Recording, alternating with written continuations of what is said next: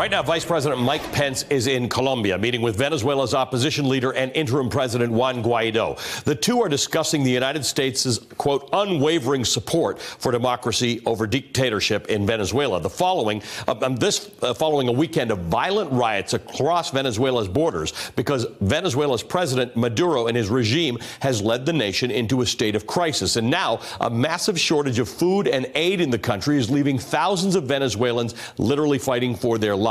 Here's how the country got to the point that we're at right now. Back in 1998, Hugo Chavez was elected president after a decade in the 90s that saw a banking crisis, high inflation, and rising poverty. Chavez promised to fix the economy and revitalize the country's oil industry. The country's oil company had been nationalized back in 1976. Chavez exerted more control over it, however, giving the company exclusive rights to oil exploration and production. After a work stoppage caused production to plummet in 2002, production ramped back up, as you can see here, very quickly, bringing in billions of dollars. Now, Chavez used the money to pay for things like housing, education, health clinics, and more, artificially boosting the country's standard of living. He then died in 2013. Now, after appointing his deputy, Nicolas Maduro, as his successor, Nicolas Maduro hasn't gained the same cult of personality that Chavez had in his 14-year rule, but he has exerted more control as the Venezuelan economy has continued to collapse. It's a situation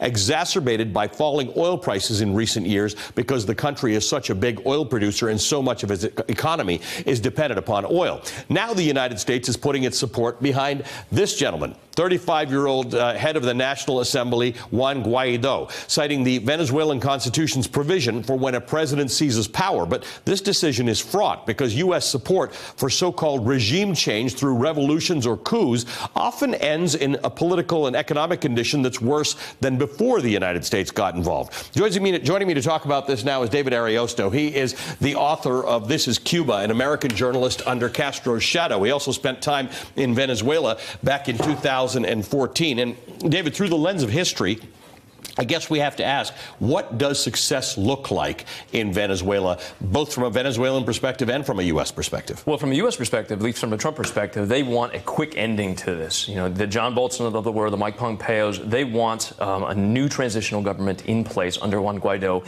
and they want it to happen quickly because these sanctions that have been put in place will start to affect the economy in a much more profound way, and there'll be real human suffering. That's hard to overstate because the economy is terrible. This is a country for poor people and working class people where inflation has been rampant. So it's about as bad an economy as it gets. And you're saying it could get worse. Well, I spoke to one individual just the other day who said, you know, I have a salary of 18,000 bolivares and an empanada costs 1,500. Wow. So when you look at that context, and that's already where inflation is, when the IMF predicts we're going to be looking at 10 million% inflation by the end of this year, I mean, this is just really an economy in a country that's just coming apart at the seams. Okay, so the example we have of this in the world right now is Syria, right? A country in which the government collapses and then everybody else is in there because they've got interests. Venezuela is a country like that. The United States has interests, Russia has interests, Cuba has interests, and there's oil. Yeah.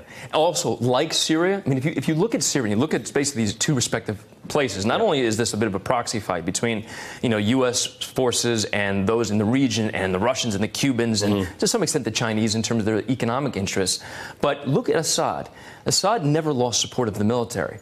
Look at Mubarak in Egypt. He did. That's kind of what we're looking at here. As long as the military stays with Maduro, chances are he's going to weather this storm. And this past weekend he came out on top. I mean, you saw about 100 defections in terms of low-level kind of rank and file, but the core hard brass of this military has senior level people. We've not seen major defections. That's right. They're still in his corner. But that would be the end for him if you saw senior level, because they're the ones guarding the borders. They're the ones who maintain the fact that there's no commercial airspace allowed. You know, if you were to game this out, I would think that the United States and others are looking in terms of pressing in on these different areas by using some of these proxies or using opposition forces to sort of create these confrontations at the border.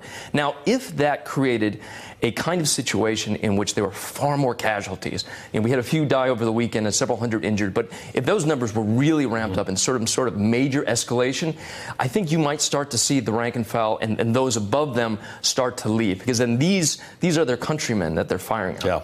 And that really could spell the end of the Maduro administration. Colombian officials told me they had more than 1 million refugees before this all started to go as badly as it did. From the perspective of a refugee crisis, a country where things are unaffordable and people are trying to get out, this, again, could mirror what Syria has been to Europe, Venezuela could be to the Western Hemisphere. Yeah, I mean, again, the biggest difference between these two things is the lack of backlash that you've seen from the migrant crisis in Europe. You are starting to get some anecdotal reports, though, of some basic displeasure of the fact that there is such a deluge of humanity coming across the border to Brazil and to Colombia, and that there is really going to be a cost to bear economically in those countries to take on this leadership. Now, when you look at the region, and I think this is the important part, back in 2014, part of the reason that the Obama administration was actually able to make inroads, or was pressured to make inroads with the Cubans, is you had leftist-leaning governments across the region. Now you have Bolsonaro in Brazil, you have several other countries, pretty much every major country but Mexico is supporting Guaido. And so this international consensus, probably one of Trump's few international consensus in terms of foreign policy, is starting to bear out in a country where, you know, the country is really coming apart at the seams. Hey, MSNBC fans, thanks for checking out our YouTube channel. Subscribe by clicking on that button down there and click on any of the videos here to watch the latest interviews and highlights. You can get more MSNBC for free every day with our newsletters. Just visit msnbc.com/newsletters to sign up now.